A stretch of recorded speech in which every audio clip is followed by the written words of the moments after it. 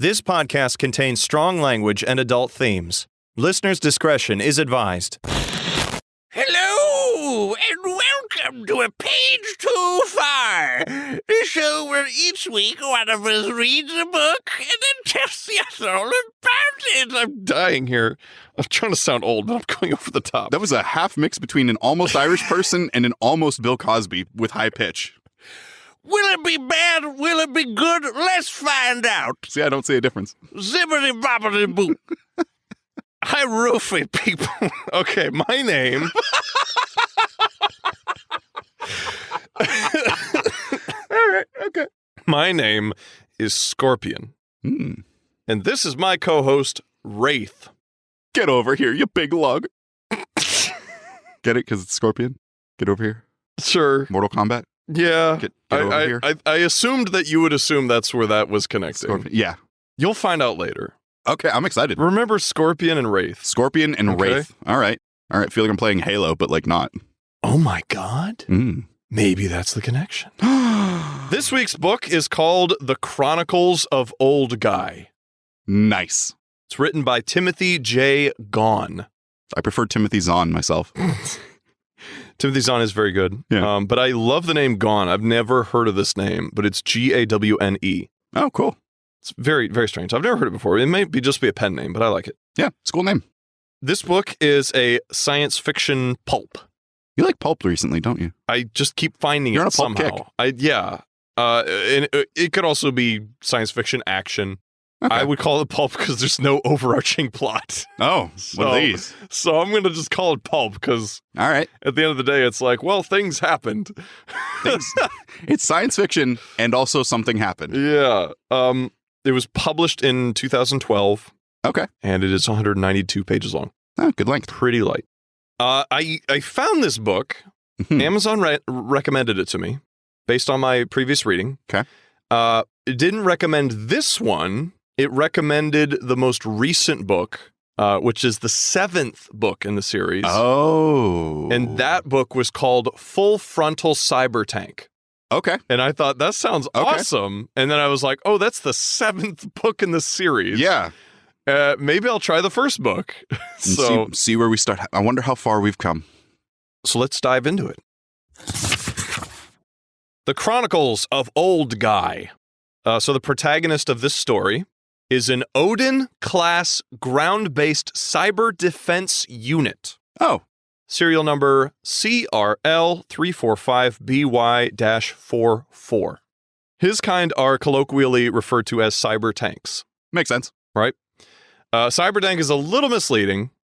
He just vaguely resembles a tank, but he's more like a mobile weapons platform that has fabricating and manufacturing capabilities. That's dope. It's really dope. I love it. How do you write that as a protagonist to a story? We're getting there, okay? He's 30 meters wide. Damn. And 60 meters long. I can't.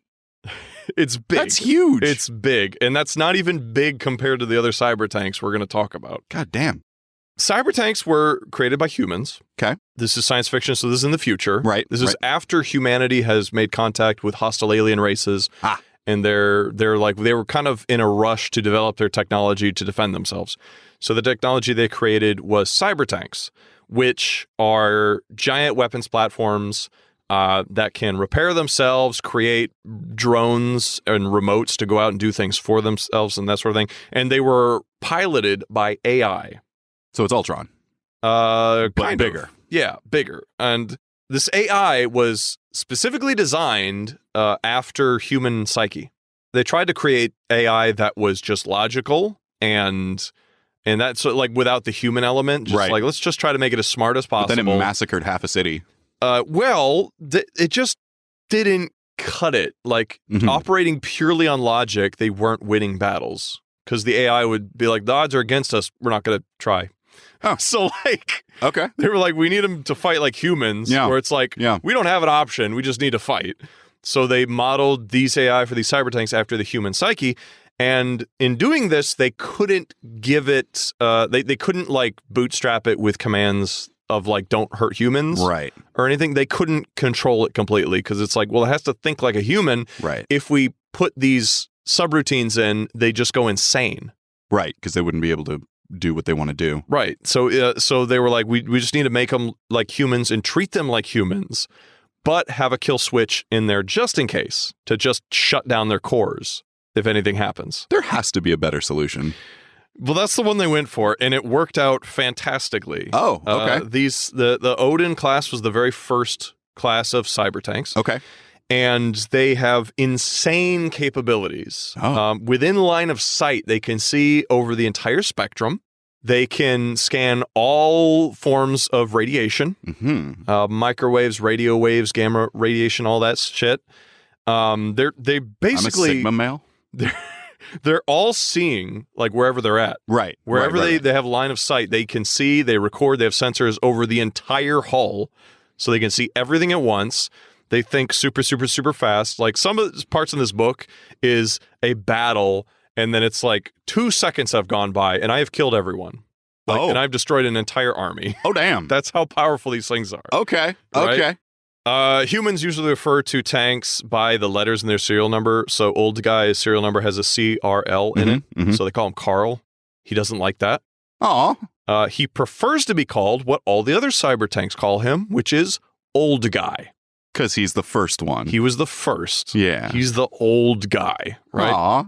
So yeah, these cyber tanks have like hundreds of these little remotes, and they're for all sorts of things. There's some remotes that all they do is record. Okay. So during a battle, they'll record all the information of the battle, so at the end they can give it to the superiors and say, "This is everything that happened." There's also remotes used for specifically repairs. If they take damage, they immediately start going to work in repairs. Nice. There's some that are for scouting, some for mining, some for defensive reasons. So if there's humanoids, instead of the tank fighting the humanoids, it can send little humanoid remotes to go fight. Sure. Battle droids, that sort of thing. This is just Mortal Engines. Yeah, it's kind of like that. It's a rolling factory city. Yeah. It's like a giant industrial complex that has a shit ton of weapons on it. Right. Built for war. Exactly. Yeah. There are some other odd remotes, but yeah, it has the capability to mine up any material it finds. Nice. Fabricate whatever with that material. Right. And it is completely sentient, preserving, self-generating energy. It has like nuclear fusion reactors inside of it. That's cool. This thing is unstoppable unless you obliterate it. Right. You have to hit it hard and destroy it, or else it'll just keep going. And I mean, all this takes time. Sometimes they'll take damages that are so severe it takes a couple weeks to repair. Sure. But he just keeps moving away from the enemy and repairing it. Exactly. Yeah. As long as you can get away, you can fix yourself. Exactly. Very, very cool concept as far as science fiction goes. I really dig the cyber tanks. That's very interesting. I'm curious to see where the perspective goes. Like I said before, I'm curious to see where the perspective goes because it's the protagonist as opposed to having a human, shall we say, like piloting it or right, and like an insert for the viewer. Well, because their AI are shaped after human psyche, right? It's essentially a person, right? It just it's can do different things. Giant tank. Yeah. It's great. So Old Guy has a very specific type of drone that he uses for exploration. So if he has to go down into underground, because cyber tanks don't like going underground. Sure. They get trapped very easily. Yeah, that makes sense. And so they send out drones to do exploring, and so he has a humanoid drone that he named Amelia Earhart. And he fashions it after her because he really likes Amelia Earhart. So he sends her to go explore in caves and stuff. Okay. I dig it. So where the book starts, Old Guy is posted on a barren planet way out on the edge of where they've mapped out so far, right? And he's acting as a sentry and also mining up valuable materials on the planet and sending them back. Okay. Cyber tanks are many. There are hundreds of thousands of them throughout the galaxy. Oh, wow. But they're spread out pretty thin. There's usually only one per planet. Right, yeah, I mean... Because you don't need more than one, usually. Right. And also like 100,000 of them in the galaxy. Yeah. You know? And if there's an especially hostile area, they'll send 2. that's all they need. Every now and then, when the planets, align just so. These cyber tanks can get direct line of sight. Okay. They kind of have a tight beam communique. Okay. Where they just transfer information they both gathered. And basically, a lot of the cyber tanks, whenever they meet each other, they just update each other's banks. So one will know what the other knows and vice versa. Kind of just a way to back up everything. They're all aware of pretty much everything that's happening as long as they stay around each other, right? Makes sense. So this high-speed info traffic generates a mental buzz that, according to Old Guy, is more pleasurable than sex. Oh. Yeah. A little weird. That's weird. And also, how does he know? Well, he's like, it's been purported to be better than human sex. But again, I don't know how he knows that. Yeah. It's just something that's in there. And I'm like, well, okay. All right. That's a thing. Sure. So centuries ago, humans disappeared. Oh. They just vanished. And there's a little bit of, like, the cyber tanks had their jobs to do, given to them by the humans. Mm-hmm. And so they just did them. And just they weren't like paying attention. Sure. So they were so busy doing their tasks that the humans started disappearing and they didn't notice until it's too late. There are no more humans. This is just WALL-E. Basically, With guns. The machines are doing their thing. Yeah. And people are just gone. So the cyber tanks are sentient. Right. They're people in their own right. Right. So when they realize the humans are gone, it's like one realizes it and then it's like a ripple effect. They're all like, oh shit, oh shit, oh shit, oh shit. And they're all learning of this. And then they all get together and decide that they are going to carry on as human civilization. Okay. So they don't have anybody telling them what to do anymore, but they're like, well, I mean, we've been doing this for a while. Like, we can just keep doing it. Yeah. And when we talk to other people, we'll just say we represent the human civilization, even though there's no more humans left. I can dig it. And then over time, their culture changed and their civilization changed to where they're like, we're the cyber tank civilization. So they're cool with that now. Okay. But humans have been gone for a long time. An Old Guy is around 3,000 years old, by the way. Oh, damn. That's how old he is. Yeah. Okay. And it's still an ongoing debate between the cyber tanks whether or not they're going to do anything about the humans disappearing. They're like, are we going to go look for them? We have like their DNA stored. We could just clone more. Mm-hmm. But then they're like, we don't know why the humans disappeared or how, so it would be disrespectful to just start making more. Right. Like Unless we figure out what happened. Maybe they wanted to disappear. Maybe they transcended to beings of energy. If they did that, we don't want to start making more because then they're stuck, They elevated their vibrations. Yeah, exactly. I mean, that's a legitimate like science fiction thing. So, I know. I know it is. Doesn't mean I have to like it. So Old Guy gets an alert from one of the mining complexes. That it's under attack. Oh, it's being lovely. damaged. So he rolls, and I think his top speed is like 250 kilometers per hour or something. Wow. But he rolls back to this mining facility that he's been watching over for a few years. Yeah. And there is a 100-meter tall anthropomorphic lizard attacking it. Wow. That's just Godzilla. Funny you should say that because, yes, it's Godzilla. Oh. It has atomic breath. Okay. It has smaller upper arms and then big truncated lower legs. Nice. And then a big, long, thick tail that it also uses to knock shit over. That's hilarious. Does it have like the spikes? Yeah, it has like spikes on its back and stuff. So he sees this giant lizard attacking his mining facility. He attempts to hail the lizard on all known communication protocols. Hail! So he does the spectrum of all the radio waves. Yep. He tries like a bunch of different codes. He even has like these speakers on his hull, like loudspeakers. And he says to the lizard, "Hey, could you not destroy that, please?"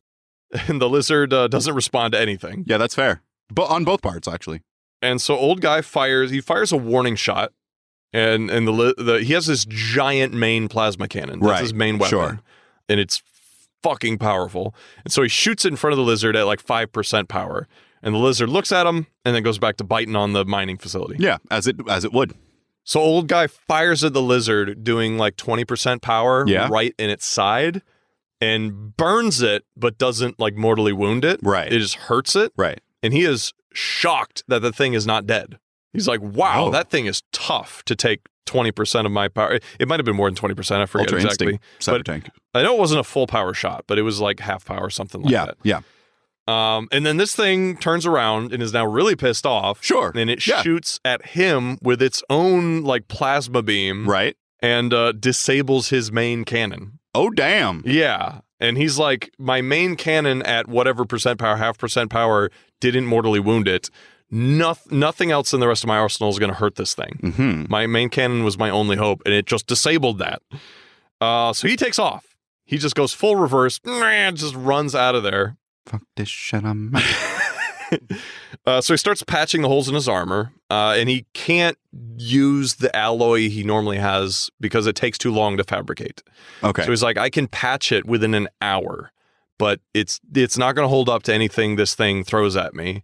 It's just enough so you can go in and get one shot off, hopefully kill it. Yeah, maybe. So he starts patching that up, repairs the main cannon so it fires again, and he's hiding behind a mountain the whole time. He's doing this. He just like parks behind a fucking mountain, and then hopefully this thing doesn't find him. He then boots up a simulation of an old military commander that he used to work with. Back in the wars, in hopes of getting some advice. Right. Because the simulation is a near perfect replication of how the guy behaved in life. Right? Okay. And his name is like Commander Vargas, I think. Giuseppe Vargas. And they decide together, after talking a little bit, that the best course of action is to fire at the target at a greater distance. Sure. Yeah. Because the commander is like, I believe you have a advantage of range over that thing. Yeah, makes sense. Because tanks can literally shoot as far as they can see, right? It's a plasma beam. So there's no drop off. Yeah, exactly. So he's like, that I doubt that thing can shoot as far as you can. So what we need to do is get to a spot where we can see it and it can't hit you and you just shoot it again. But use more power. More power. Old guy thinks about what he's going to name this thing, for strategic reasons. Yeah, Say, you got to call it something. Giant lizard, and we're gonna call it the Megazillus. I can dig it. So while old guy is getting into position, his sensor array picks up Amok forces. Now the Amok are an alien race. Okay. That are a mix of biological and mechanical. So they're biomechanical race. Oh, cool. And they are a huge pain in the ass. Oh. They remind me a lot of the replicators from Stargate SG-1. Sure, that means something. Kind of like the Borg from Star Trek. Okay, that means more. But they don't assimilate things. They have their own way of reproducing and yada yada. Okay. Listener, if you know Stargate SG-1, replicator. Just think replicator. That's basically what they are. And these things will create hundreds and thousands of little drones that all work together, right? Uh-huh. And they build on each other to make bigger forms, and it's really, really cool. Yeah. So he senses this, and he's like, fuck, these guys are a real nuisance on the best of days. Yeah. And yeah. I have this huge lizard to deal with. This is going to be a real problem now. When he finds the lizard again, the Amok drones have created a construct that is like twice the size of the Megazillus and is fighting it. And he's like, fuck, that's a lot of them. But at least they're fighting it. Yeah, but Megazillus is losing. And he's like, I can't fight all these Amok by myself. Right, I see. So he comes up with an idea. The enemy of my enemy is my friend. At least, hopefully. Unless the enemy of your enemy isn't sentient in that way. Yeah, well, he's not sure. But he's like, that's my only shot. So he starts attacking the Amok drones, right? There's a lot of battle stuff. Nice. I like battle stuff. This book is full of action, which is really fun to read, but it's very boring to describe. It's boring to describe, and it's hard to recount. Yeah, without just saying everything. Yeah. So there's a battle. There's a point where old guy thinks he's done for, because the Megazillus takes a mortal wound. And then it's just laying there. Mm-hmm. And then all the drones are just covering his tank, like ripping him apart. Yeah. And then buzz droids. It turns out the Megazillus can regenerate. So it gets back up and starts peeling off the drones, and they beat the drones, right? Oh, wow. An old guy is in such rough shape now that he's completely at the mercy of the Megazillus. Right. Yeah. He's like, there's nothing I can do now. None of my weapons are working right now. I need to sit and repair for like 2 weeks. Yeah. But the Megazillus stands and considers him a moment. Then after a few minutes... I consider him a tank. After a few minutes, it turns around and just walks away. Oh, nice. Yep. It's like the Predator. Yeah. Out of respect, I'll leave you alive for a little while next longer. time, when you have weapons, we'll settle this. Some of the old guy's colleagues arrive, because he sent a distress right away. Okay. But it takes them like a few days to get to him. Well, yeah, it's at space. Best. Yeah, it's a long time to travel between planets. Yeah. But they arrive and they help him get fully repaired, like quicker. Okay. They scan the planet again because they did a preliminary scan and like it looks barren. Get some materials, get out of there. But they scan again more thoroughly, and they discover that there are a lot of giant radioactive creatures on this planet. Oh. But most of them are in like hibernation. And are hard to find. You got to wait for nightfall. It's going to be a 10-year night. They're all going to come out, and you have to escape. I think it's definitely a reference to kaiju films. Where it's like for sure. A monster shows up and it's like, where's that monster been? Yeah. Oh, it was sleeping at the bottom of the ocean and woke up for some reason. Yeah. So that's like, absolutely. There's a planet full of that, right? Yeah. And they decide that, the meager amount of resources on the planet are not worth dealing with these things on a regular basis. Makes so they're sense. like, let's just get the hell out of this place. Leave sensors in place orbiting the planet so we can study these creatures, and that's about it. Take off.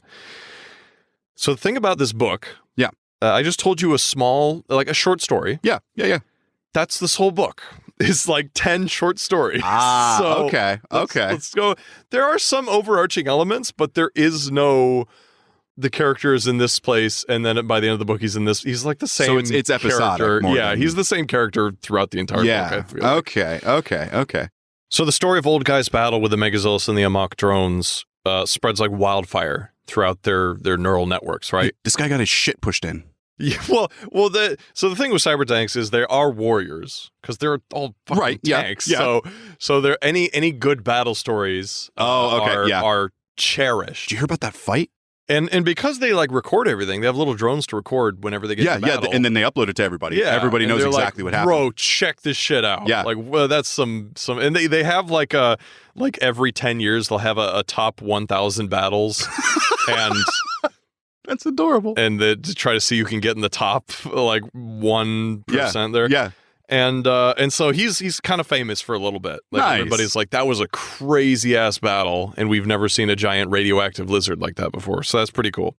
He gets a message from one of his old friends and comrades. Young guy. This cyber tank is called Double Wide. Oh, nice. Got some dualies on him. Yeah. Looking like a double wide surprise. God damn. I'm gonna make you squeal. And Double Wide sent him a proposition he couldn't refuse. I've made this joke before, but was it made with the cut off head of a horse inside his bed? It was a cut off head of the giant lizard, actually. Oh, there you go. Yeah. Mm-hmm. So anyways, Double Wide sends him a message with a proposition, and he's like, "I have to go back to, it's called Alpha Centauri Prime." Okay, Alpha Centauri. Yeah, sure. Centauri. Yeah, and he's like, "I gotta go back there and see Double Wide." And there's a little bit in the book where it says to engage in what humans used to call a hot date. Oh, yeah. Oh, the old guy's gonna have a hot date with Double Wide. Yeah. Nice. So old guy's he's into thick bitches. He's going to get some tail after being a badass. Double cheeked up on a Thursday. And so all of the tanks in the story, the author refers to with masculine pronouns. Okay. But they are genderless. Oh, well, I mean, yeah, makes sense. I was going to ask that if they identified as a certain gender or had. As far as I can tell, gender, no. Yeah. They're just all like masculine. So when he arrives on Alpha Centauri Prime, there's a few pages of like world building. This planet was overhauled to facilitate tanks. Oh, so nice. Super wide highways. Yeah. That are really tough, so they don't chew them up as they roll over them. Right. There is another race of mechanical sentient creatures alongside the cyber tanks, which are office copier machines. Nice. They just kind of became sentient by accident. And that's hilarious. And they are extremely pragmatic. Oh. So the most logical of logical sentience, but they also have like feelings and like things, but that's hilarious. But they're kind of incompatible with cyber tanks. They can't communicate to each other effectively.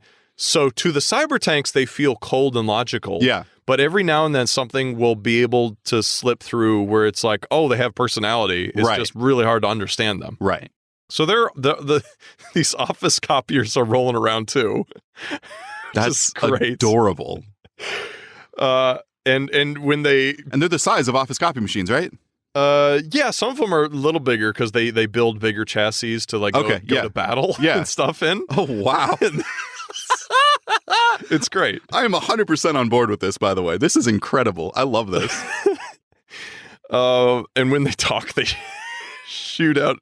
They can talk wirelessly to each other. Oh, nice. They have Wi-Fi? Radio signal, but sometimes they'll talk by just shooting out paper with words on it. Yep. So that's great. Yep. So Double Wide is a Magma class cyber tank. Oh, as opposed to an Odin class. Yes. Magma came a few classes later. Magma class were the first cyber tanks designed by cyber tanks. Oh. You know, for the cyber tanks, by the cyber tanks. Machines building machines. So after the humans left, the cyber tanks were left on their own. They're like, we should make newer models of us because the humans aren't going to do it anymore. Yeah. So the first one they made was the Magma class. And the Magma class are not subtle. They were designed purely for firepower. Nice. No thought to anything else but firepower. Big gun. So they are massive chonks. Yep. And I don't have the exact measurements, but they were like 300 meters long and like over 100 meters wide. Thick boy. Just massive tanks. Yeah. And they have very poor maneuverability. That also makes sense. So often they would arrive to battle like a month beforehand just to set up exactly where they have to aim and just chill in that location. A typical cyber tank can use its repulsors underneath its treads to lift up and shoot over the curvature of a planet. Oh, right? Wow. That is a tactical maneuver that they do often, right? And then they just lower so you can't hit them back. Right. Like no backsies. Magma class cyber tanks just shoot through the crust of the planet.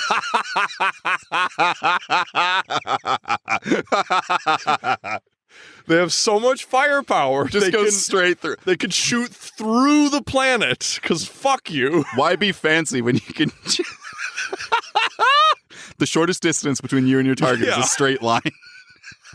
That's incredible. Oh my gosh, I've said that a lot about this book. That's incredible. Yeah. That is a fantastic idea. There's some grade A science fiction shit in this book. It is so funny. So the Magma class are notoriously difficult to get off world.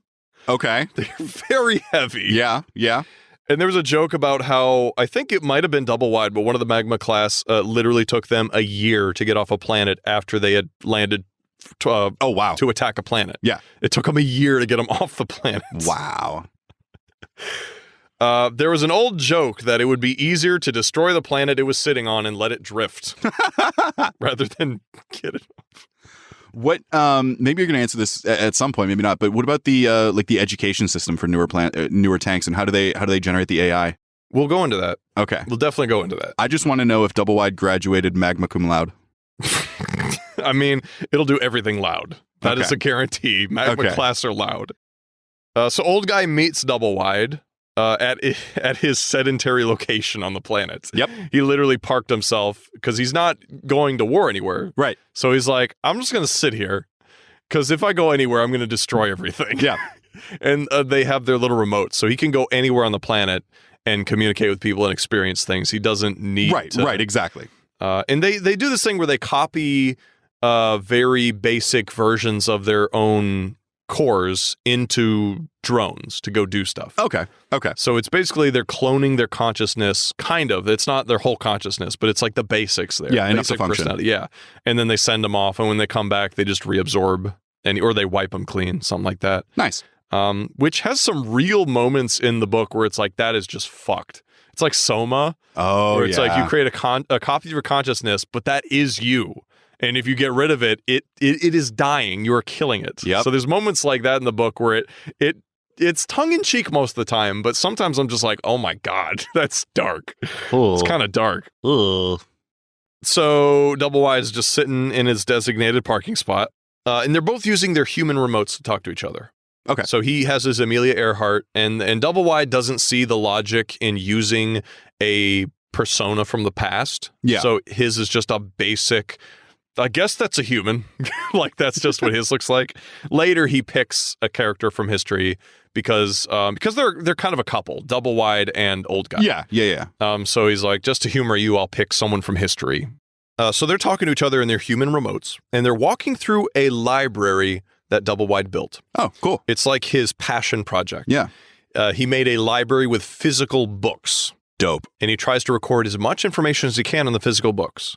Because later they're like, information can be overridden, it can be hacked, it can be, but this information will last, and you can't hack it. You have to read it physically. Right. You could just burn it. Right. But So it's a semi more permanent solution to storing data. people have always had like written backups of everything. Yeah. So that's his passion project, is making that. That's really cool. And he also designs the library is fucking huge. Well, yeah. It's really it's like a kilometer long or something. Nice. And he has sections of the library designed after famous libraries of the past. Like one part is the Library of Alexandria, and the next part is like some famous British library. I don't know. And so they're walking through and talking. And the proposition that Double Wide had made is, let's make a baby. Oh. Now here's how baby making works for cyber tanks. Okay. Both parents draft up a schematic for a new tank design. Okay. Or they can use a tank design that exists. Right. But you want to create your own baby. These two guys are like, we want to make a brand new class of cyber tank. Yeah. And the class they created, they have dubbed the Ghost class. Oh. Because it is not about weaponry. It is about signal warfare is what it refers to it as. And that's like scrambling enemy communiques, hacking them, cloaking to get away, that sort of thing. So they're like, we want to make one like that, where it's like not about firepower. It's all about espionage and confusing the enemy, right? And so once they have the schematic in place for the actual chassis, they have to create the AI. And the way this works is very much the way genomes work, which is you would normally take genetic material from both parents and combine it in a compatible way to grow a being. Right. So they're doing the same, but with their AI. They're taking subroutines and combining them so it's unique. Okay. Because they have different subroutines. Yeah. Combine that, you get something new. And it's a process that takes, I think it said 5 minutes. Yep. Sounds about right. And then that's also goes more into like, this is like sex. It's wonderful. And anyways. No, great. Cool.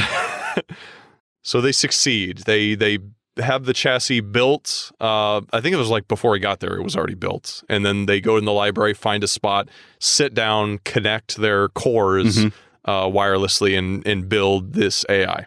And once the tank's AI is in place, they start talking to it. Like Ghost class cyber tank, serial number, whatever. Can you hear us? Can you say something? And all the cyber tank will say is eep. Uh-oh. And they're like, well, shit, just keep trying to talk to it. Keep trying to talk to it. But all it says is eep. And it literally says, Old Guy realized it was autistic. Oh, no. Oh, no. No. I don't know why they went in this direction. No, I'm sorry. That's not what it said. Yes, they refer to it as autistic. What? Which I think is a little this is not what autism is. It's not. It's not a good parallel at all. No. But that's the way it is. Oh boy. They're all devastated. They're like, something went wrong in crafting the AI, and it is a defunct cyber tank. So they're both like devastated. Double Wide goes back to his library. Old Guy just goes out to a remote planetoid and is like, fuck all of y'all. I'm just going to go sit on this rock because I'm so depressed. Notice me. And he takes the Ghost class with him. Oh. So they didn't like decommission him. Okay, they didn't abandon the kid. No, he's like, I'm going to look after him and I'm just going to keep working on him. Like he is a little bit like, I'm going to see if I can try to tweak things. Yeah. Even though everyone else is like, that's a lost cause. It's too complicated to do on your own. You can't do that. Okay. But he's like, I'm going to try it anyway. So he's on this planetoid. He hates his life. He hates everything. Trying to get this thing to talk to him, but all it says is eep. Can you say anything else? It can't. It won't even move. Oh. It won't do anything. Oh. It just says eep. I gotta say, there's a lot of things I expected to read in this book, and autistic cyber tank was not one of them. No, not at all. That's not where I was expecting this to go. They just out We're of nowhere. there. We're there. I don't know what to do now that we're there, but we're there. Just keep cruising on past it, I guess. So he is sitting alone on this little planetoid with the ghost chassis in the cold vacuum of space. And he's continuously running diagnostics, desperately trying to figure out what went wrong. And suddenly, an amok pod comes out of nowhere. Just out of space. It was like painted black or something. It had like reflective coating, so you couldn't detect it. Yeah. And it sneaks right up on him. And it's like 2 days out, I think. It's like still 2 days away, but he's like, he spotted it. We're going to have to deal with that. Yeah, so he sends a communique back to the nearest planet post or whatever, and is like, this is happening, I'm going to need backup. And they're like, it's going to take us like 4 days to get to you, right? So he's kind of on his own right now. Yeah. And he wants to protect the ghost class. Yeah. But the closer this thing gets, the more he realizes that this is too big. This is going to be too many drones for me to take care of, right? So he gets creative. He makes some dummy tanks out of sand and then fabricates very thin metal sheeting to put over it so it looks like a tank. Oh, cool. Yeah. Pretty smart. He's a pretty smart guy. So this pod lands and ejects its drones. But there's like thousands of them. So he's like, this is going to be a problem. And there's some weapons he can't use effectively on the planetoid. I think he's like, if I use my main gun, then the kick will send me flying away from it. Oh, and because it's too small. Yeah. Suddenly, in the middle of battle, when it seems hopeless, the ghost chassis wakes up. Do you mean it wakes eep? It wakes. You get a gold star on your paper today. Hey! And it starts scrambling the drone's communications. You're going to say it starts screaming. It wakes up and it's like, that's exactly what I was thinking. That'd be amazing. That would have been better, I think. But. Okay. So it wakes up and it starts scrambling the communications. It starts scrambling all the drones' communications, so they start fighting each other. Oh. And they're now untouched. The drones just fight each other until they're all done. Dope. And so Old Guy is very, very, very happy. Yeah. Because he's like, you're not autistic anymore. Oh, you did it. But that's not how autism works. You fixed autism. That's not how that works. Oh, no. No. So then they return to Alpha Centauri Prime. Oh, yeah. And the ghost unit is like, I'm sorry that took so long. I got hung up on this little glitch or something, and it took me a long time to get around it. So like he was aware the entire time. Just couldn't communicate. Communicate. That sounds... Which is like what autism is, but this is not autism. Right. This is not even, no. But essentially that's what, it's very messy concept, but I appreciate he tried something with that. It was interesting. Yeah. It was definitely different. And it kind of time jumps a little bit, and the ghost unit is soon sent out on its own missions. There was a little blurb when he first got the little planetoid about how another couple of cyber tanks tried to use the ghost schematics, and that also came out autistic. Oh. So the Council of Cyber Tanks that's in charge of shit, it outlawed that schematic. Right. They're like, this is obviously never going to work, so nobody's allowed to use this anymore. But then the ghost unit woke up. Yeah. So they're like, I mean, there's still something wrong, so we're going to take a look at it. Yeah, but we're not going to use this for now. Yeah. So right now, this ghost unit is unique. It's the only functioning one. Right. There's no word on if the other one woke up or if they scrapped it or what happened to that. So they soon send out this ghost unit on its own missions. And it has a probationary period where we have to see how it functions for like 9 months or something like that. So this is like the 1600s. Well, son, you're 8. I hope you're ready to be a man of the house. Yeah, exactly. And they have to observe how it behaves to see if it would fit in with cybertank society. Yeah. And if it can actually fight. Like hey those there, I'm 8. I'm here to fight. And eventually it passes its probationary period Nice. with flying colors. Oh, good for Ghost. And it comes up with strategies that these cyber tanks had never used before. Yeah. Because it's not about firepower. Right. That's its whole shtick. So after a probationary period, a tank earns its name. Oh, okay. I was wondering. It's like nickname, right? Yeah. They're treated like actual names, even though they sound like nicknames. Yeah. You've already established that they call them by them. And he was awarded the name Smartass. I love it. So there's a large portion of the book dedicated to the war with the Amok, and kind of a little bit more of Old Guy's backstory. The Vargas simulation that he had helping him before. Yeah. He actually was the guy who headed up the creation of the Odin class cyber tank. Oh, okay. Right? Yeah.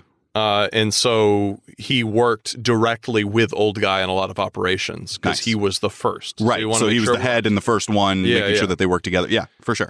So Old Guy knows more about humans pretty much than anyone else because he's like, I lived with them. Yeah. So I can tell you whatever you want to know. But it goes into the war with the Amok. So it's a little bit of politics because the Amok are fighting with everyone. They seem to be like a mindless race that just goes out and destroys. They're like locusts. Kind of, yeah. And there's a whole ton of variations on the Amok, and it's almost like experimental. Like they'll just create a new type of drone or biomechanical thing and just send 1 million of them out to a planet just to see what happens. Let's see if this. It's the scene from Incredibles with the robot and the superheroes. And it's like robot wins, superhero, robot wins, superhero, exactly. robot, superhero. Kind of like that. And so they're really unpredictable. Yeah. Because they just seem to be constantly experimenting and trying new things. That makes sense. Plus, there's a shit ton of them every time, so they're hard to deal with. Yeah. So numbers on top of who knows what they're going to do. Yeah. And so there's like a tenuous political relationship between all the alien races. They all kind of want everyone else to fuck off. Sure. They're just like, we want to do our own thing. We don't want to see you or talk to you. Just go around that corner of that galaxy and don't talk to me. Yeah. But everyone fucking hates the Amok because they just run amok. There you go. That's probably why they're called that. You know? But they come to an agreement where they see an opportunity. They're like, this one planet the Amok have, and we see an opportunity to take that system. And there is potentially a lot of good resources because the Amok went for that. So obviously there's something really There's a reason they want it. Yeah. So we have this opportunity to do that and also gain favor with all the other alien races because we'll deal a blow to the Amok, right? So they're like, we're going to do that. So we jump to Old Guy in formation with a squadron of a bunch of other tanks. Cool. And it talks about all these other class of tanks and all their different names and that sort of thing. They all collectively agree to create, because Old Guy is like, there was this thing way back in the day called bumper stickers. We should all make some bumper stickers. And attach those to our chassis and like unveil them when we're ready to go to combat, and then we'll vote on which is the best one. Nice. And Double Wide is there, and his says makes wide turns. There was one rate my driving. One of them said like Obama 2012 or something, and nobody understands the reference. The one Old Guy had was really good, and I didn't write it down. I forget what it was, but it was something that had to do with like his age. That was really funny. Okay. They also have an office copier, because each attack party has one member of the sentient copier machine race. Oh. And he has a bumper sticker. They have googly eyes, just so you know. Okay. In my mind, it's just a copy machine with googly eyes. Just floating in space. Yep. And he has a bumper sticker that says lower left corner. And it's in the lower left corner. And they're not sure. Careful. And they're not sure if that's supposed to be a joke or not. Like, they don't know if he doesn't understand bumper stickers or if he knows and he's just fucking with them. Either way, it's great. It's great. It doesn't matter the motivation. It's hilarious.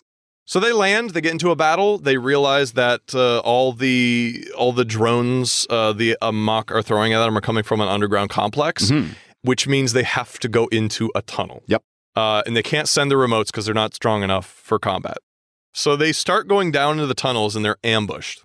Naturally. And the Amok use the same, they're called like clone assassins, the ones that can form into anything together. And so they have a bunch of those that are forming cyber tanks to fight them.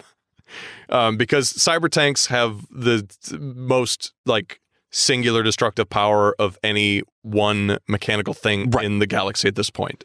The only so thing they're that can like, stop it is itself. Yeah, so basically, they're like, we'll turn into cyber tanks so we can just blow a hole into them. Yep. The same way they're doing to us. So they get ambushed. One of them gets blown up, dead. End of that, and then Double Wide comes down and is like, get the fuck out of the way, and just blows a massive hole. I'm a firing my laser. Yeah, through fucking everything, which causes the tunnel to collapse. Yep. Yeah. And they're all kind of freaking out now because most of them are. A Double Wide is big enough that doesn't do much. Right. He can just push through it. Yeah, but everyone else is like trapped in the rubble. Yeah.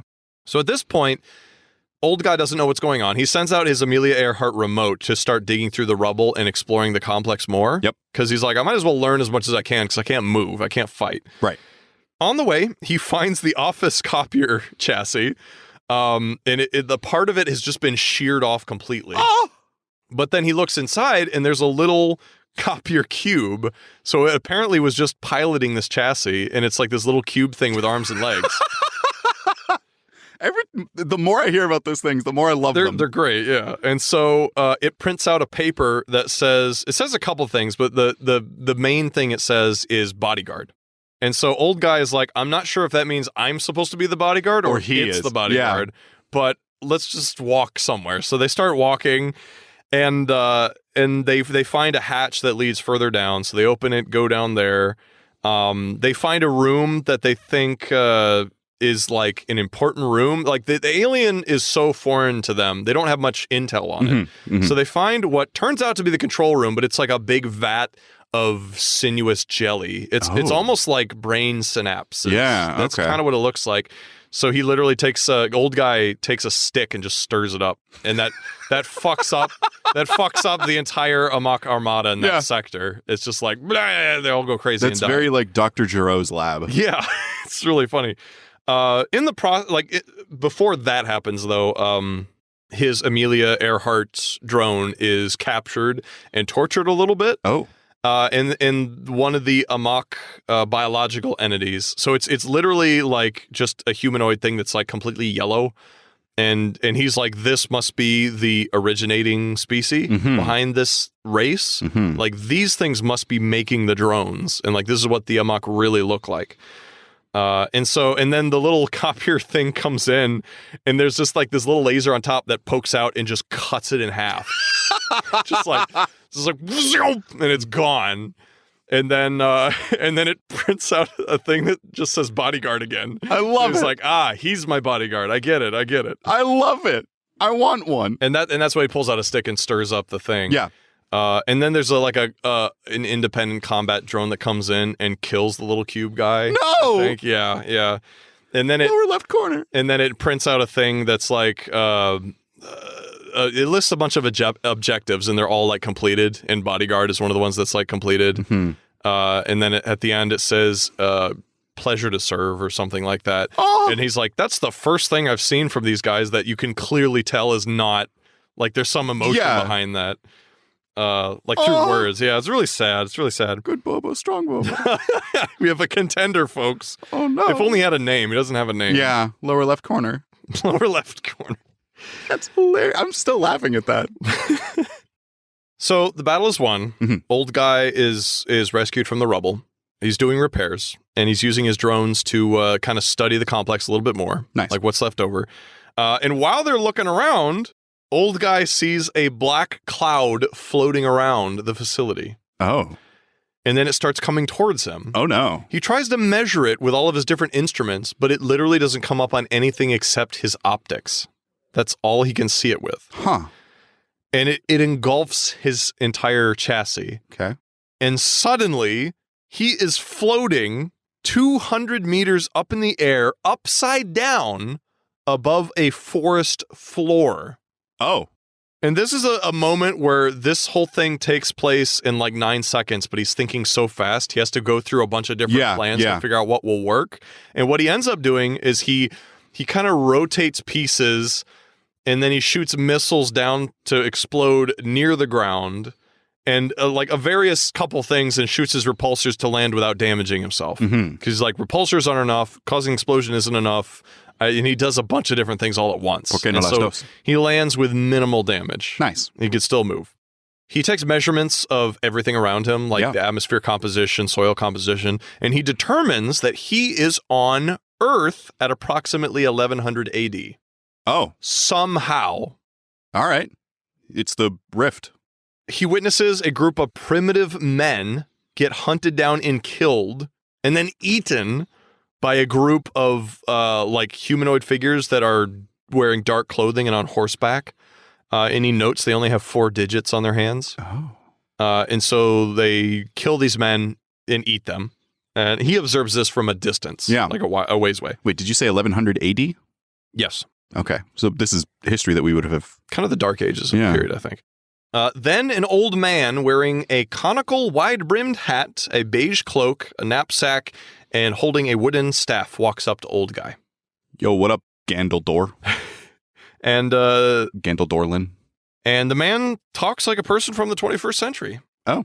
And the old guy introduces himself, and the old man says, they call me the Wizard.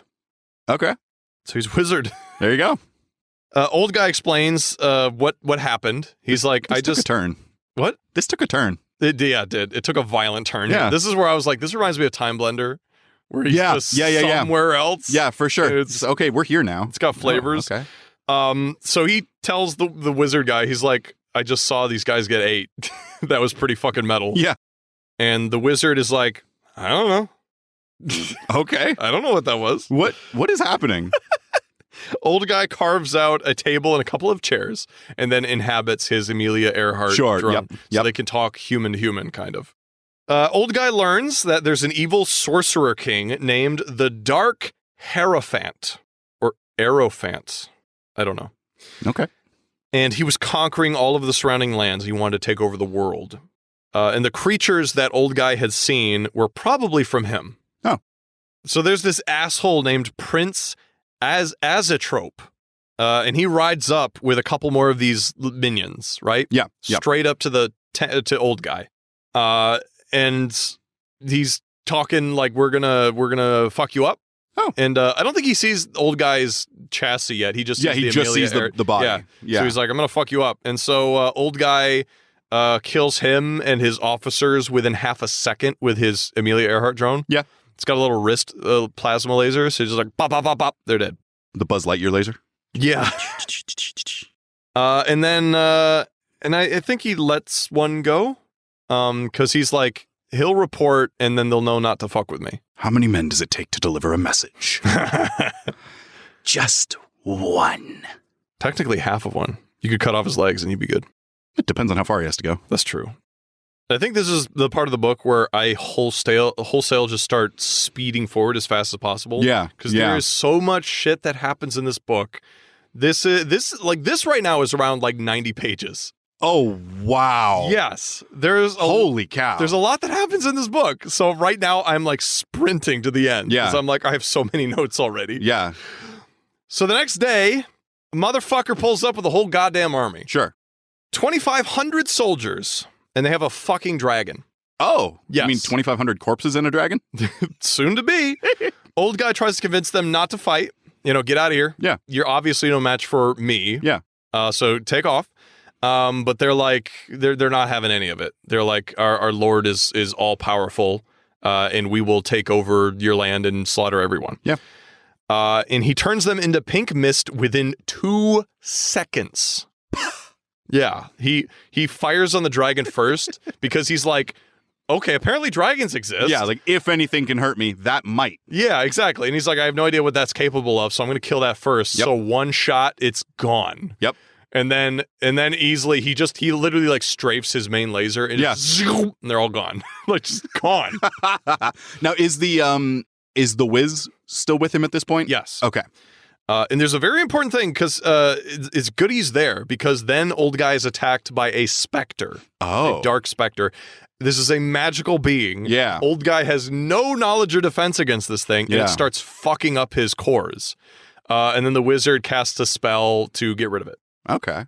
That's cool. So old guy is like, you're sticking with me, man. Yeah. You're my only defense against whatever that was. Bodyguard. So the two of them go to a castle, and they meet with a war council, and they talk about how they need to defeat the Dark Lord, Meanie Pants. Yeah, right? As you do. Yeah. As a trope. And the lords have a strategy for approaching the Dark Fortress. And old guy is like, this strategy is really meandering, and I could literally just roll through and kill everything. Yeah. So why don't we do that? And they're all very dubious, because they're like, who the fuck is this guy? Well, yeah. I mean, this strategy was made before you had a giant tank. Right. And they haven't seen his tank form yet. This is just his little it's Amelia. just, okay.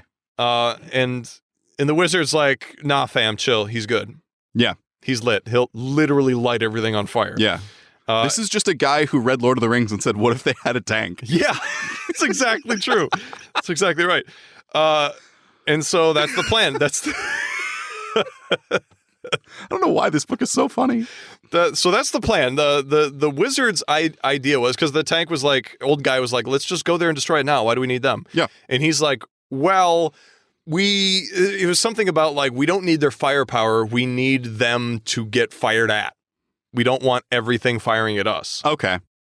Even though you're likely to survive, why take the chance? Yeah. Let's just have some fodder to go with us, because he's a nice guy.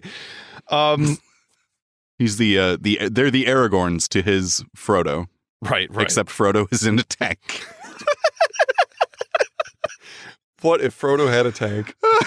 Why didn't they tank the tank to Mordor? I mean, you'd have to fuel it. You would have to fuel That'd it. be You would a have to fuel it. bitch. Yeah. That'd be awful. Yeah. So they're so he's taken his tank chassis to the castle, and he's got the armies around him. There's a dwarf lord. Oh, who is part of the council. Dope. And he fucking loves old guy. Yeah, sure. He's a giant mechanical war machine. Yeah, this is the pinnacle of dwarven society. Yeah, so he's just constantly pestering him about every little bit of his machinery. Like, how does this work? How do you make this? What is this? And so old guy fabricates a machine gun for him so he'll shut up. Oh my God, I love it. Yeah, this book is great. So he's like, here's a toy, stop talking. And the guy loves it. And immediately kills 6 of his friends because he doesn't know how it works. Old guy literally says, I think he had an orgasm. It's great. What is this book? Old guy's doing all the work. He's slaughtering everything. Yeah. He literally just like strafes his laser on the bottom of the castle or the fortress walls, and they just crumble. Just then, the dark Hierophant himself steps out from behind his ruined walls, and he is 60 meters tall. Oh, damn. Decked out in obsidian armor, and he has electricity arcing between his hands. Wow. He starts charging up this big black ball of something. And then old guy shoots him at full power and disintegrates him completely. The black cloud appears again out of nowhere. Okay. And you mean the narrative device to get to the next story? Yes. The nothing that is the black, it is the author's hand. Yeah. That is what it is. Yeah. The hand of God appears. And it starts engulfing him again. And he's like, I don't have a lot of time. So he downloads more to his Amelia Earhart thing. Like, before, it was just a rudimentary copy of his consciousness that he would talk through. But then he just dumps, like, a legit AI on it with a lot of, like, data in his banks. To keep it here. Because he doesn't have time to retrieve it. Right. Oh, I see. So he's like, I'm just going to leave you here. You can take care of these people, do whatever. And we'll meet up again in the future. Maybe. Yeah. That's kind of, that door is, like, left ajar in this book. Yeah. It's like, who knows if he'll see that remote again. There's a little bit after he's gone about the remote trying to adjust to being its own being. Sure. Yeah. Where it's like, I'm no longer an extension of who I was. I am now, this is all that I am. Yeah. This body. Does that body have the ability to replicate and stuff like that? Or no. Okay. There's a ticking clock. Yeah. Can make very rudimentary repairs, but it's not going to last forever. Yeah. I am now mortal. So old guy returns to his own time space, and he tells everybody about his adventure, and he has a couple recordings of stuff happening, and a lot of people don't believe him. Even though he has the recordings. Yeah, even though he has the recordings, because, I mean, they're AI. They could probably fake recordings if they really wanted to. Yeah, you're right. So a lot of them didn't believe him, but he brought back samples of the soil in the atmosphere. So he's like, this is actual proof that I was there. And they're like, you 100% cannot fake those samples. And there's something like a planet of cyber tanks together, like a planet full of cyber tanks working together could fake those samples, but you by yourself, it's impossible. Mhm. You don't have that capability of fabrication. Right. So there's the verdict was like, I guess you did go there. But like, cool, that doesn't mean anything to us. Exactly. It's like, this is a neat story, I guess. Yeah. But that's all it is. And there was some interesting, because he left his remote behind, and Right. there was a law among the cyber tanks. It's like, you don't do that. If it's going to be left behind, you give the order to self-destruct. Gotcha. Like, disable, wipe it if it has to be left behind. But the people who didn't believe he went there were complaining about that. So he's like, well, if I didn't actually go there, then that didn't happen. You can't punish me for it. So if you want to punish me for that, you have to admit that I did go there. And they're refusing to do that? There was kind of an impasse. So he wasn't punished for anything. Okay. They did give him kind of a penance, which is like they gave him the shit jobs. Yeah. They like pushed him out to the rim again. They're like, you do that shitty work. Joke's on you. I've been doing this for 3,000 years. What's another 2? Exactly. Like, time is nothing to these guys. Yeah. So he is sent to another backwater planet, and he has to take out an infestation of leeches. They're amok made. Oh.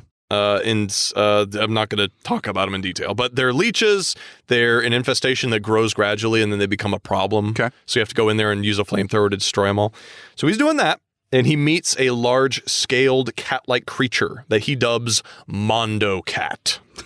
This is why you asked me the other day. I did bring this up the other day. Yeah. And upon closer examination of the animal, he learns that it was genetically engineered. Oh. This is not a natural creature. Indominus cat. Exactly. It can't camouflage, by the way. After some digging, he discovers an underground complex, old ruins that have been abandoned, right? Say that word again? Ruins. Okay. He finds out that it was created by an intelligent, sentient alien race, and he finds out that genetically engineered cat-like creature was the result of an ongoing process they had going. So there's a lot of evidence in their labs that they were trying to create that creature. It's just Mew. Basically. But here's the catch here. Here's the catch, though. It's made of the same genetic material as the sentient species. So they genetically devolved themselves so that they could return to life as a semi-sentient apex predator. Interesting. So they for whatever reason decided life is not worth living the way we are. We should return to what we were before. But we need to make sure that we're taken care of. So we're going to make ourselves the most badass, resilient apex predator ever. And that's what they did. That's a very creative thought that this author had. Yeah. That's really cool. I don't know if it's original. I've never heard that before. I haven't either. But it's very interesting to where they're like, this isn't what it was cracked up to be. We don't want to be living amongst the stars anymore. We just want to live a simple life as a predator in the wild. Like, that's interesting. And then this cat-like creature kind of pals with him for the rest of the book. Oh, nice. Just wherever he goes, it goes. And because it's really, really resilient, it can survive in the coldness of space. It can hibernate whenever it wants to just shut down. Oh, wow. And then wake up whenever. It can eat like almost anything. It can regenerate. It's fucking amazing. Wow. Yeah, it's like the ultimate thing. Where is Ghost at this point? Ghost doesn't come up again. Oh, okay. He's just off doing his own thing. Okay. Right? He's his own tank now. They cured autism. Now he's Yes. Now he's fine. So the next planet Old Guy goes to is just like blotched with competing biomes. Like he says from orbit, it looks like it's diseased. Oh. Because there's big green spots, but then there's like purplish gray spots. And he's like, what the hell's going on? Yeah. So he goes down to the planet, and it appears that large sections of the planet are Terran biomes. Oh. So Earth-like. Yeah. With Earth species. So what the hell's going on here? And it seems that the Earth biome is competing with the native biome. Right. They're yeah. And trying to, push each other out and stuff. There were no records of human colonization on this planet. No records at all. And he starts looking around, and he finds what are called help bots. Oh. And help bots were like the most rudimentary, primitive mechanical helping droids that humans had made. They were like the first ones. Okay. Like, you make a helper bot, it'll build a brick wall. It'll take a week, but it'll get it done. Yeah. Like, it's very simple. So he sees a bunch of them hanging around, like building a castle, it looks like. Oh, cool. He says he's not sure if the castle is half in ruins or half built. Okay. but it's half of a castle. Yeah. Yeah. And it's of 16th century style. Oh, cool. This is very, very Star Trek and Stargate. Yeah. You just go to a planet and there's like something that's akin to Earth, but there's like differences here and there. He finds a handful of humans, in quotes, inside. They look very malnourished and weirdly angular. Oh. Like they're humans, but they're just offset from humans. He's not sure what's up with them. And he's visiting them in his he left his Amelia Earhart drone behind in the other time space. So he starts using a new drone of a famous researcher from the 26th century. And he starts using that. Okay. One of the humans recognizes him and is like, "Oh, you're such and such." And old guy through the drone is like, "That was like 2,000 years ago. How the fuck do you know who this is?" Yeah. And so they try to take him captive. Okay. But he's a drone that is more powerful than them, although he notes they are much more powerful than normal humans would be. Interesting. Yeah, he's like, they're much stronger than normal humans, but I am still stronger. I'm a drone.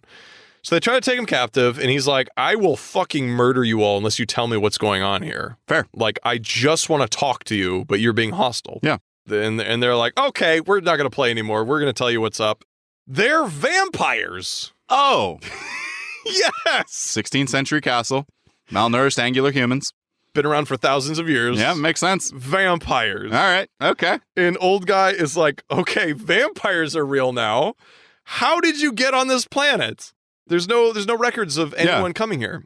And so they're like, "Well, back in the day, we were very high up on the social ladder. Yeah. Yeah. So we had a lot of money, and we kind of got tired of Earth. We decided we would go terraform our own planet and just have a planet to ourselves. We'd be the kings of our own nation, right? Oh. And not tell anybody." So they took a colony ship to this planet, and they hate it, and it sucks, and they're trapped.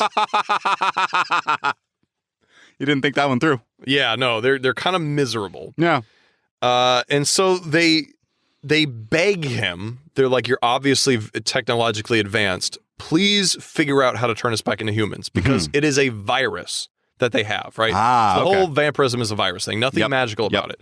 They're like, "This sucks. We want to be human again, even if it means dying. So please." And so he tries and cannot find a solution. He's like, "The virus is destroyed too much genetic information. I can't recreate you without just cloning you, which is not you. Right. It's a copy of you." Right. So it's like that's not what you want, so I can't do what you want. And he leaves. That was a great little adventure.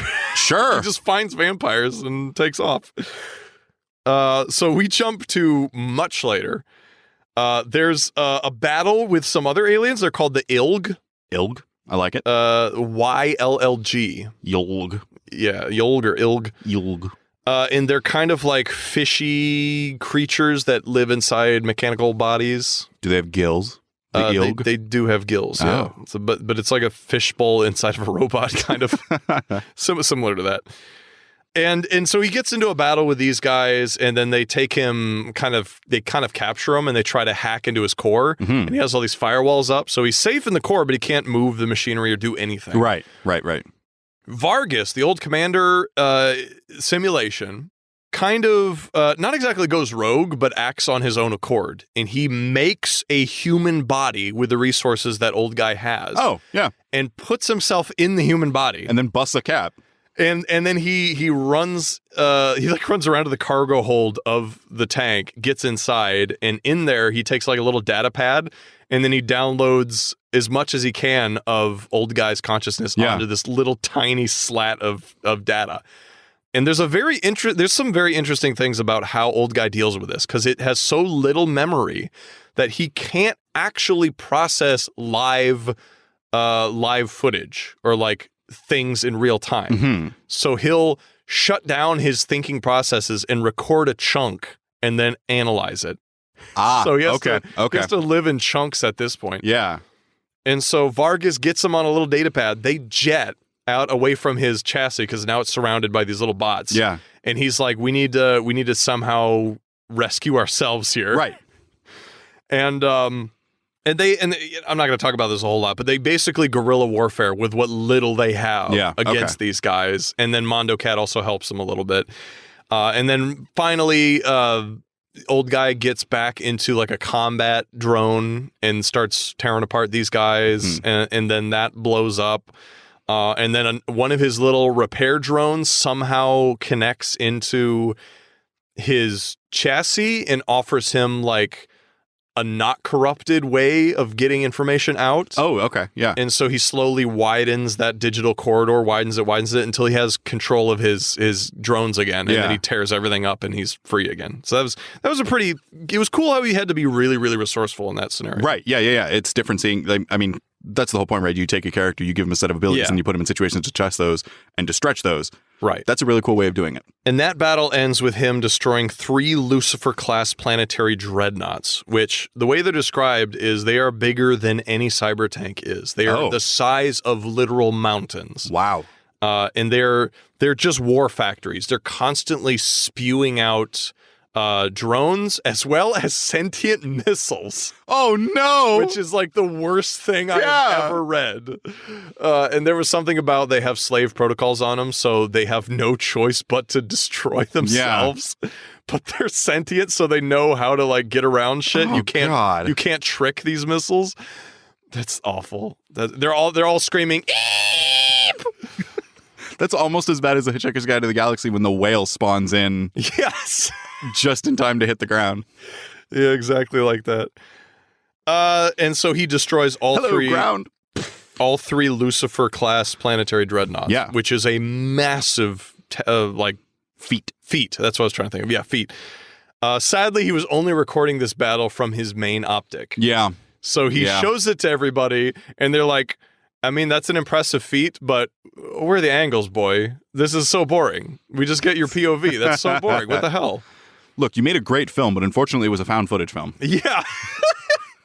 So everyone's kind of disappointed, but they give him a pat on the back like, that was a good showing.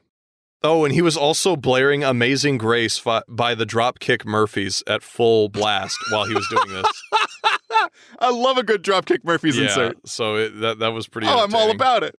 The book ends with Old Guy having to make a choice. Mm-hmm. Whether or not to be rebuilt. Now, I haven't touched on this yet. Yeah. But this is something that comes up in the book a lot. Because everybody is like, Old Guy, you're so old. You should be rebuilt, which means they take his AI and put it in a new tank. Right. But the thing is, AI's personalities are hardwired. Into the chassis. Yeah, their subroutines are digital in the cores and can be transferred, but their personality quirks are all in the actual hardware of the machine. So if he were to choose to rebuild himself, which it goes into details about how vastly superior he would be as a tank if he did so. Right. Like his combat ability would be tenfold greater. His intelligence would like more than double and all this stuff. But he's like, I wouldn't be me. Right. I would essentially die and I would continue to live and I would still have the same memories, but it's kind of like Doctor Who regenerating. It's like, that's not him anymore. Yeah, Ship of Theseus. The new Doctor. How much is it? Yeah. How much is left before you have a new thing? And that's where the book ends, is him weighing the pros and cons. And we don't know what he'll decide. Oh. Yeah. Interesting. So it's more just like a thought. Well, I mean, we know there's sequels, but there are sequels. But I wonder if he knew that when he was writing this, if he knew he wanted to make more, or if this took off. Yeah, it's very curious. This book seems like he had a bunch of short stories. Yeah, and just wanted a through line. Yeah, or maybe he made one short story with the cyber tank and he's like, this is a great character. Yeah. I love this concept of this tank having to survive. I will be reading his other books. I want to read it. Whether or not I do more on the show, I don't know if I'm going to do another one on the show because it's just a bunch of short stories. Right. So it's really entertaining to read. It's very easy to read. Like, this is totally something that if I'm bored and I want to read something entertaining, I'll pick up one of his other books. Yeah. Definitely. We have a rating system on our show. It consists of 5 levels. That one episode we did like 5 sub-levels because that book was just so bad. Yeah, but I haven't really felt like doing that again. Yeah, so no. It's not really worth mentioning anymore. Anyway, the lowest level we have is toilet paper. The book is not worth the material it's printed on if it might be worth. I mean, it's terrible. It's garbage. It's toilet paper. The second one is a shampoo bottle. It's, worth reading if you have nothing else to do. Maybe you're on the pod or something, but, it's better than nothing. The third one is an IKEA manual. It's entertaining or competently written, usually not both. Fourth would be a Kindle pick, worth buying electronically or discounted. And then the fifth one is a hardcover instant classic. So, Scorpion. Yes. What is your rating for the book that is not Full Frontal Tank? The Chronicles of Old Guy. Chronicles of Old Guy. I would give this, probably unsurprisingly, I'd give it a Kindle pick. I think it's a solid, entertaining action science fiction pulp book. It's really entertaining. Like, every short story is in itself great. Just the vampire one was kind of weak, but it's thoroughly entertaining. It's very funny. There's a lot of funny stuff I just didn't add in. Yeah, definitely. I don't have a whole lot to say about it. It's just entertaining. It's good, wholesome entertainment. That's absolutely what it seemed like. It seemed like they had some interesting concepts. Maybe they'll branch out more in like the sequels and stuff like that. But I want to give a dwarf a machine gun, and I want a lower left corner bumper sticker. I want autistic cyber tanks. I don't have a comment for that. You could have said Eep. You really could have said Eep. Eep. Well, if you like the show, you should check out our Patreon, check out our back catalog. We have all kinds of bonus episodes up there. We have movie commentaries. We have footnotes. We have outtakes. Some of this is probably going to end up in some of that, whether it be footnotes or outtakes or something. We have our email. We have a page2far@gmail.com. You can write us there if you have if you like the show and you want to let us know. If you hated the show and you want to let us know. We're here for it. Tell your friends too. Yeah. We need to get this across all the radio stations. Spread the word. We are, now that we have like a footing and we know what we're doing, we want to start growing. Yeah, exactly. That's kind of our goal. Check us out. We have our Twitter and Instagram both at page2far. It's a page TOO-FAR. Do you post on those anymore? Yes. I haven't seen the Instagram in a little while. I posted the last one. I didn't post the most recent one. Okay. Yeah. We sometimes use them. Look, I'm a forgetful person. I'm not good at social media. I never have been. We have a lot of shit to do. Yeah. We're hiring someone to do marketing. We can pay you $10 a month. Sure. We decided that right now. Yeah, sure. I can afford that. If you want $10 a month and the responsibilities of marketing a podcast, because we don't know how to, do it. Come at us, bro. Yeah. Email us at page2far@gmail.com. Hashtag Boba Lives. Hashtag lower left corner. Hashtag lower left corner. Hashtag autism screams. If you want. No. Hashtag Eep. Hashtag Eep. We'll let you decide how many E's are in that. Bye.